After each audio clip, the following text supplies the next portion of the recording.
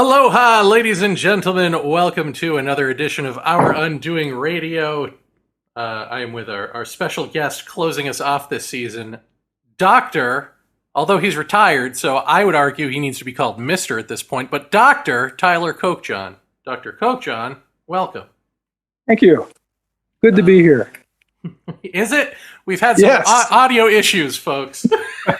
Yes, we did. Crap. But we're here now, and that's what's important.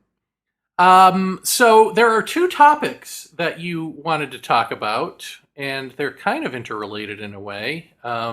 Which would you like to tackle first? Going to Mars or Nazi dating services?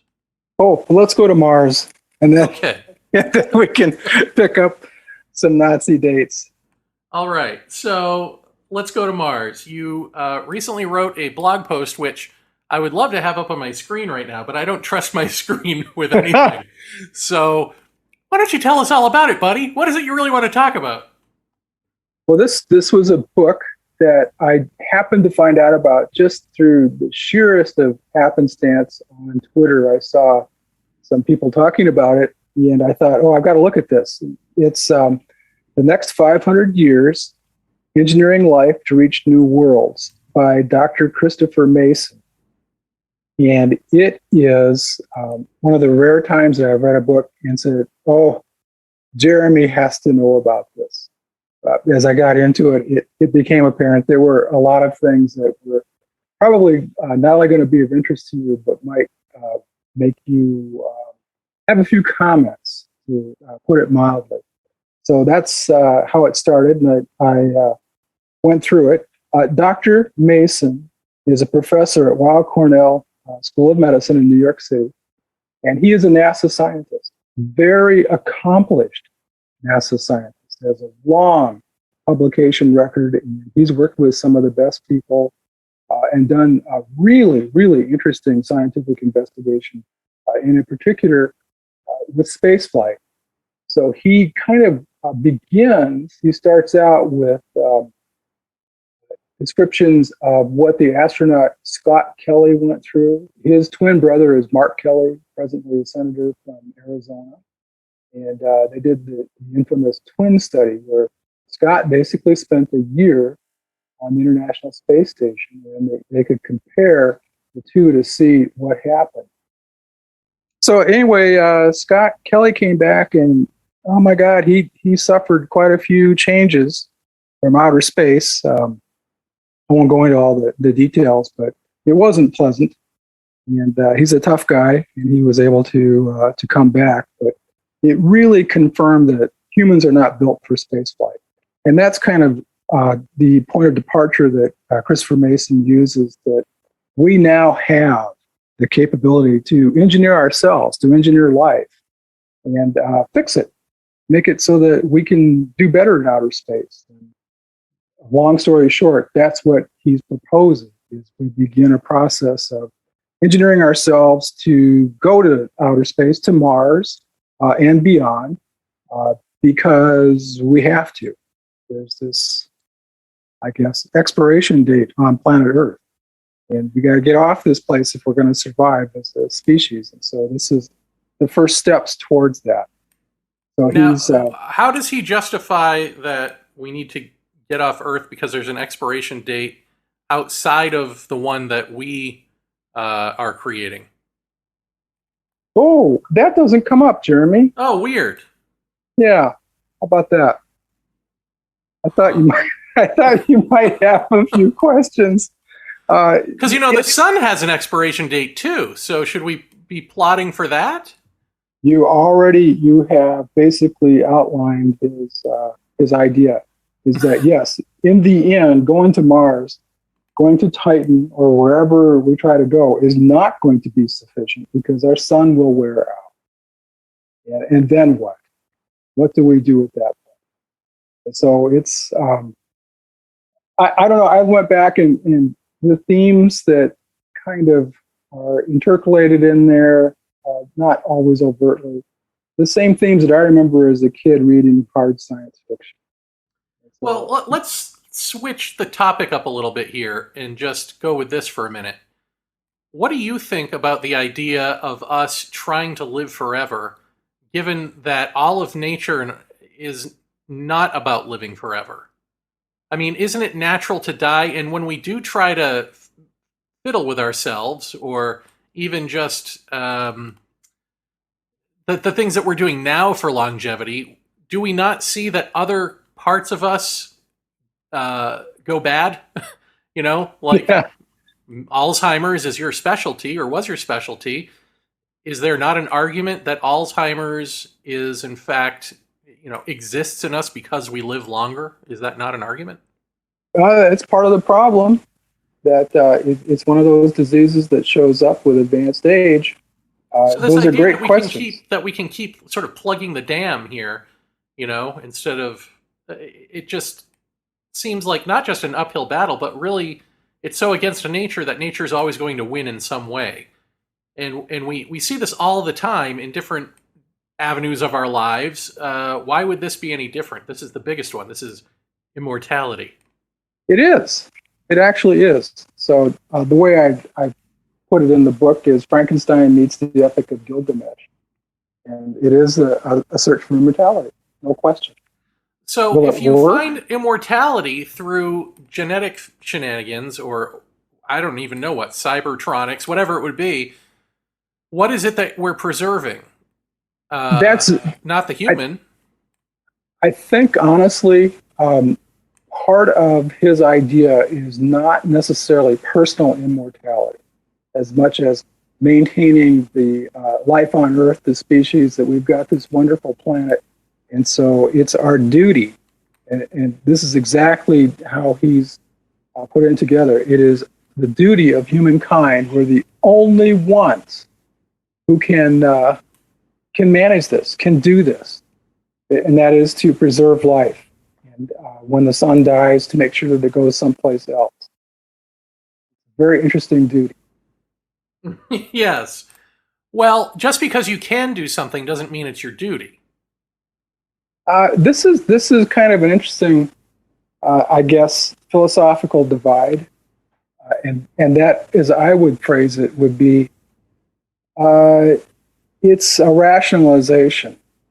And I would say that a lot of people are going to question whether or not it is a duty, whether we have the wisdom. Now, remember, he's talking hundreds of years into the future. And so what he does is he kind of starts with what's possible today and how we might make ourselves better astronauts, and then begins to build towards the far future where we really take this to the final stage. What that final stage will be, he is unclear about. And so perhaps it's going to be, he even mentions mechanical. Don't know. Well, you just said, do we have the wisdom? And I would make the case that a mind that is wise, that has actual wisdom, doesn't come up with this stuff. Yeah. So in other words, again, this gets to the whole thing of the adults in the room, quote unquote, are the people from the society that has won the most wars and is still here, still standing, and dominating other people with, with violence, or at least the threat of, right? Like that's what a country is the one who's got the most ability to knock you down. Well, yeah, unfortunately. And internally, a country, like that is what makes up a country, right? Is the predominance of force in terms of having police and, in our case, FBI, CIA, military, like whoever's got the might of actual physical force is the cohesive, winning structure of a country, of a society. Okay, now Unfortunately. And so, but that again is all like westernized stuff. And so that mind, the best of the best within that stew, probably isn't even able to understand that they aren't wise, that they're even just a mind in a field of minds, a mind field, if you will. And some of them are closer to truth. Some are closer to nature, on and on. Some are maybe farther away, even. But, I mean, we don't ever even have that discussion first of like, okay, what is the quality of the mind that is telling us, and indeed telling him internally, this has to be the future. This has to be the way the world goes. Why do we never question that quality of mind first and then get into like, what's the actual philosophical argument here? Oh, I know that. Okay. I know the answer. I think it's because we can. And from the standpoint of the guy that does it, what else could you want to do but more of what he does? And so this becomes the great rationalization. A lot of times we think of science as this passionate search for truth. Values aren't in there. Not in this particular sort of tome and plan. We're looking. This is another rework of Manifest Destiny. And like I say, the themes of hard science fiction that a lot of us consumed as kids. Technology is savior. In a way, hope for eternal life, although he's not really explicitly saying that's going to be an individual gain. But yeah, I mean, to the guy with the hammer sort of story. And so they want to go. I guess the really strange thing for me is that you rarely see such a frank outlining of somebody's view from a major. This guy's a really, really top drawer scientist, and he's putting out there why we have to, why it's our duty, why we will be the guardians of life because nobody else can. So it's hard to escape that kind of a duty, and that's exactly how he phrases it. One, we haven't been guardians of life yet. So we have no experience in that. Two, as far as guardians go, life itself seems to be a pretty good guardian of life. I mean, this idea that we're on a pedestal, I think, in our doing terms, I guess I would put this like, this is a way that we talk to ourselves to say, that we're not our whole expression of us, but it gets screwed up. And we think that like what that means is, we have to be on top. We have to be caretakers. We have this responsibility and duty in a hierarchical sense, as opposed to beyond that hierarchy. Oh, yeah. Like that's a man-made hierarchy. Yeah. So, and again, I go back to, I mean, if you just want to be snarky about it, you just say, well, we haven't done that yet. Like nothing about us has been stewards of Earth. Why would we be stewards of anywhere else? Let alone the whole universe. Because I didn't tell you that his scope is ultimately the entire universe. Well, I'm not kidding. I mean, you rarely see something that the scope like this. It's just astonishing. So here's what you should do then. If you're this guy, you should, if you can get people on board from First Nations around the world to do a roundtable discussion about being stewards of life, see what they have to say, because they've actually done it. So, and when they laugh at you and tell you, no, you can only take care of where you are because the land speaks to you and informs you, then maybe it'll change your mind, right? You would. I don't know, Jeremy. I don't think anybody will come away changed from that discussion, to be honest. Seriously, two worldviews collide there. I mean, I just think it's hilarious that, like, on the one hand, we have people who are actively destroying the Earth because of dominance, insert reason here. And then we've got people who actively want to, I guess not even save, but go what? Give up and be saviors somewhere else, everywhere else, because dominance. And guess where this ends? Dominance. Yes. So it begins and ends with dominance, and it's not about anything else. And so I would suggest to this author that he look at his impulse for dominance. no matter what rosy a lens that comes through, it's still, that's the issue. And that's you. That's, you can't do anything about society, but you can look at you. But instead, no, we're going to write books and we're going to swear. And then, he'll be on, I'm sure, making the rounds on talk shows and whatnot, and people are going to take his ideas seriously and all of that. And it's like everything we do, including the stuff we think is the good stuff, is a diversion from just sitting still and looking at us. The end. Yeah, I hear you. I'm not sure he will. So, well, what are your thoughts? And I want, we have sort of a limited time here, although I guess if this Zoom call hangs up, maybe we can start another one. But I wanted to ask you this. So, you were a professor at a university and you were working on real research and all that. Is there more of this type of sort of actual from the intelligentsia, academic, scientific world, in parentheses, S, I guess, more of this sort of Frankenstein thinking happening now, or has it always been this way? I think to some degree it's always been this way. We're on a quest. This one is just more extreme than the typical. He does talk to some other scientists who propose to do some modifications here on Earth. I can't remember, have we talked about gene drives before?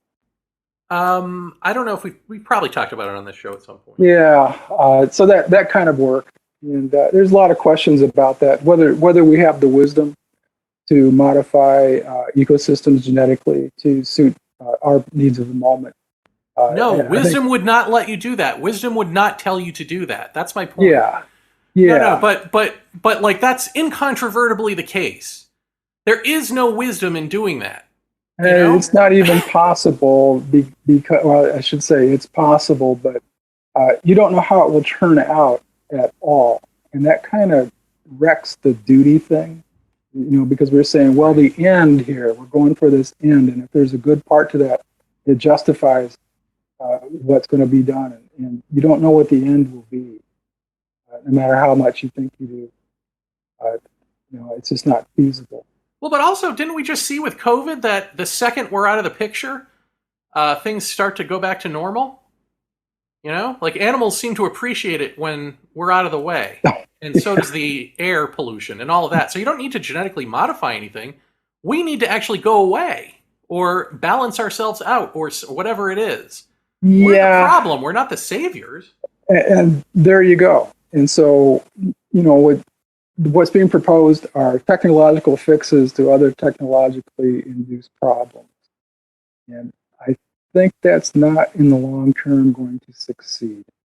That's just my point of view. But this sort of rationale can be very powerful. And especially if you're the one who's feeling like they've got their finger on the trigger and is itching to pull it. Conflict of interest, however you want to put it, reigns supreme here. But the mission is one that we are, or collectively we, have decided ourselves. And there's never been enough input into this, and I don't think that there ever will be. But it's just really rare to see a scientist come out and just lay it on the line like this and just say, okay, here's the vision for the future. This is what we should do. And I don't believe that it will work. I believe it has significant gaps, one of which is that he forgot that the average way of life on this planet is a parasite. And most of the biodiversity is in organisms we would call parasites. He's made no plans for them. But the other thing that's kind of interesting is thinking about manifest destiny again. If we go out and we find a planet and there's something on it, what do we do? Do we stop? Right. Or do we plow it? We explain to them the duty that we have as scientific zealots to bring life to them, to help them, to genetically modify them. Yeah. Let us help you. I'm just sitting there thinking like, man, you're the dude on the rocket ship and you're pulling up and you've made all these preparations and you've flown for 1,000 generations, gone through hell, and then, damn it, there's somebody on the planet. Now what? But do they not see that, again, this is the same mind that is brought to us by the Bible? No, I mean, it's all the same stuff. It's just that they've gotten rid of the Bible. Yeah. Yes. So it's worse. Yeah, so sorry. It's the Bible without the moral code, is what There it is. you go. Well, no. There's Jeremy. Now, come on. There's a moral code here. It's called duty. Okay. Right. So seriously. Well, but that's what the Inquisition was about. No, that purity and purity.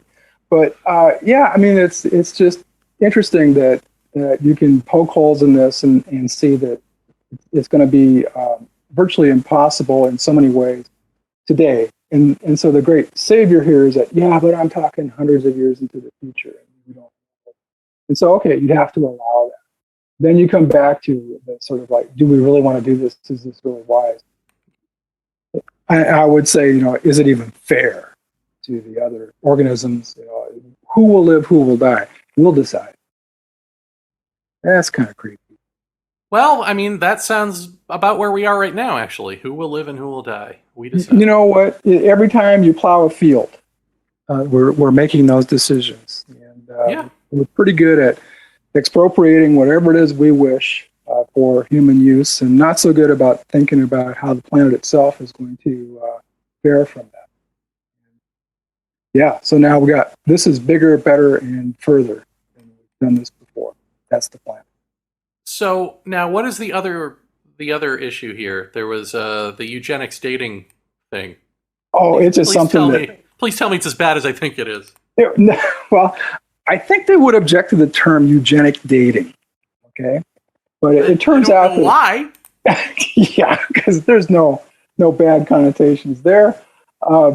It turns out that one of the things that you can do nowadays with genetic profiles is that you could find someone who's a match and then figure out before you had children whether or not they would be afflicted with certain diseases. Now, some of these things have kind of been done on an informal basis, but there was actually I have a website. I don't know if it's still active or not, but the program's called Digidate, which digit with an 8 at the end of it. And it's basically a genetic match service. And in its cruelest sort of description, you could call it genetic profiling eugenics, that you're picking your mate based on certain, I guess, attributes. In this particular instance, it's really to avoid passing on diseases to the unborn child. And I guess we could say that's a laudable goal. But you can imagine how it wouldn't take very long for this to end up in some other kind of manifestation. I can imagine how many people actually care about that versus care about blonde-haired, blue eyes, whatever. There you go. Without making any assumptions, I just think that, the idea of not having a child with cystic fibrosis, all those things, those are great. We will never eliminate the genes that way, by the way, but your chances of conceiving a child with those particular things that we can test for, most of them being single allele mutations, those can be minimized. There's no question about that. And so that's where the idea of Digidate as a societal good came in. Now, I don't know if they're still working on that. I don't know if it's still viable, but it is in the book, and it was the first I had heard of it. And I was kind of shocked, actually. But anyway. I thought that's where all this stuff was going in the first place, was to be able to root out mentally challenged fetuses, mental illnesses and all that sort of stuff, to decide whether you wanted to, well, I mean, I guess now there's no abortion, right? But I thought before it was like, oh, you can see whether you want to actually bring this fetal tissue to term or whatever. Am I wrong about that? No, we could do amniocentesis and other tests. That is, or was at least a possibility. This is meant to avoid the issue of aborting. That you prevent basically conception. You choose your mate based on their genetic profile. But if you're the type of person who chooses a mate based on genetic profile and uses that type of robotic corporate language, should you be having kids in the What first are you place? saying, Jeremy? I'm saying maybe your genes shouldn't be passed on. Maybe. That's a strong language, sir. But yeah, I have to wonder. I mean, this is the thing that when you read the book, you'll have a lot of these moments where the first thing you say is, "No, what?" and then you start to say, "But what?" And then you catch yourself actually laughing. But it's serious. It's serious. And I don't know what to tell you. So Really bar scenes are going to change, man, a lot. There is like some sort of magical component here to society where, like, with the mere whiff of a suggestion by powers that be, like, we all do seem to change just according to their abracadabra words. For instance, at the beginning of the century, when we were told this was going to be the information age, and suddenly, not just is information important and, online lives and all that, but we're talking like robots. We're talking like a terms and conditions, click. We say words like social media in everyday language. We say things like click that like button, ring that bell, sing for your supper, like and subscribe about like what should be artistic content. And it just seems like just more and more choosing a mate based on their genetic profile. I mean, do we want to be these like what about that language is appealing to us and doesn't dehumanize us, Tyler? I mean, it is dehumanizing, right? And yet we want this dehumanized thing to go on as the ultra human that saves everybody. See, it's better. Right? There we go. There you have it. The bright, shining future. That's what's being held forth. And to some degree, I think, alleviating human suffering would be a laudable goal. And then the question of duty comes in there. But it is interesting to read the book. And when you come out, one of the rationalizations for genetic engineering is to reduce the suffering of our animal friends as a laudable goal. And so if we can do that, wouldn't that be good? I guess, yeah, then they'll be happy until we take them and slaughter them and eat them. Yeah, well, you could do that right now by not destroying the rainforest. Yes. That's one. I mean, that's just one way. There actually, yes, there actually are a few alternatives. Yes. But it is interesting how this duty thing, I mean, it's a great sort of, I guess, operating principle because it's so malleable in so many ways. And if you work at it the right way, you can justify everything from nuclear war all the way to making better feedstock animals. It's all to their benefit, not just us. Well, what about you personally, as you get on in your years? I know you're only like 25 at the moment, but do you? Yeah, dog years. Yeah. Is there? I mean, I almost did this whole season on death because I've been feeling antsy about it. Let's just say. Is there anything in you that is like, yeah, I want to go on forever, or or even, well, personally, immortality, or even this whole human thing, as we've described it, has to go on? What are your feelings about that?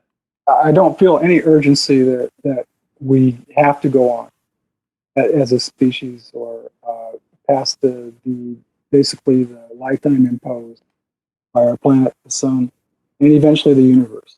At some point, what we're doing is staving off the inevitable and perhaps at a cost.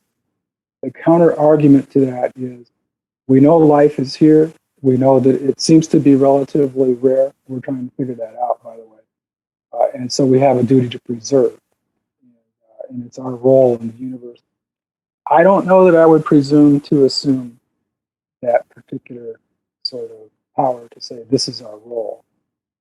And I don't think that people are going to accept it, honestly. Now, also keep in mind that if there is immortality in this particular sense, beyond keeping the species alive, we're talking nobody here is going to get out alive. We're hundreds of years into the future. So that's also going to probably really color how people react to it. Well, I think you're right. I mean, obviously, yeah, it's not going to take, but I don't even think we have hundreds of years, frankly. But I don't think it's really even about that. I think it's, on the one hand, it's a procrastination. Let's just put this off forever, so we don't have to deal with right now. But I also think that it's, again, I'll go to the idea that Kyokus and Ghost Horse put in my head, that, the Lakota, and I'm certain many others, if not all other First Nations, don't have a word for humanity or for human, and that they're inclusive. So if you tell them, hey, we evolved from apes, and they tell you, well, we came from, where the Pleiades or whatever, they will include your creation story because, why would you lie? I guess they just, if that's your creation story, that's your creation story. But we don't do that for them. We don't extend that same. So this idea of like what humanity is already a prejudice. It's already, you've got to conform to my mind, and that is humanity. And everyone else is sort of subhuman or primitive, or will pretend they don't exist and just talk about ancient people and lump them in with that. But no, there's actually a bunch of different minds on this planet, if you want to talk about humanity. So which humanity gets to go on? Is it just the white guys in the lab coats who are afraid to die? Jeremy, what would scare an agnostic scientist more than the prospect of death and oblivion? And so I think you're seeing some of that. I don't know if Dr. Mason has religious faith or not. I'm presuming here, but I think your point is well taken. And we're talking about planet Earth. Imagine what happens if we run into something truly alien. What kind of IQ test do we use to figure out if we're smart or not? We have enough problems here culturally. The IQ test being a prime example of something that has its own sort of built-in bias, and so we exclude people on that basis at our own peril. We've happily done that for quite a while, unfortunately. Yeah, well, and I also think that just, because you're coming from this partial, tiny little mind that believes it's this great big mind, like any 2-year-old, you're going to get some things wrong. And I think that the idea that we must sort of Noah's Ark our way into the universe, and then ultimately be preserving life in the entire universe, or whatever, is our ultimate goal, is missing the point. Nature's already doing that. That life begets life. And these ecosystems are systems prior to human intelligence looking at them and going, oh, look, systems, that's weird. So nature knows how to set herself up to promote herself and expand that way. So that's not what the human destiny is. If the quote-unquote human destiny is anything, it is to at least be our whole sense of self, and then see what's beyond that as the thing that we need to expand with. I don't know. To me, that would be the point, is like, just remember, you set up a fake hierarchy and you put yourself on the top of it. That's all. And if you're still moving from that point, then there's a problem. There's something interesting that he has in there towards that end, is that as we begin to head towards that pinnacle, be it mechanical or some kind of biological improvements, we're moving up. We're on this process of even getting better, which is kind of interesting. So we're already good enough to take over, but got a little perfection to do. Yeah, I know. I hear you. Said Putin to Ukraine. Yeah, well, here we go. I don't know. I think we're way. First of all, this is speculation. In fairness to Dr. Mason, he's outlining what could be, and trying to show that we start on solid ground.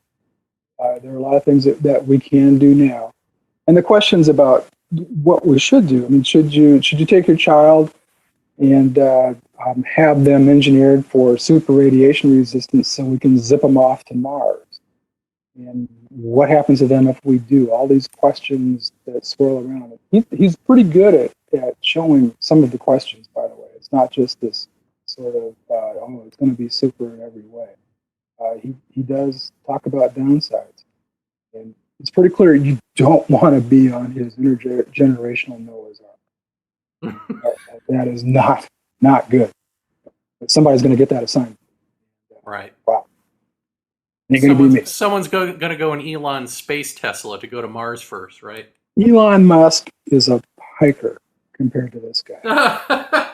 Okay? This guy, this is the difference, in terms of far out and expansive thought. Elon has been left in the dust. Oh, well, send your hate mail to Tyler at... Yeah, sorry. Right. Read the book. Tell me.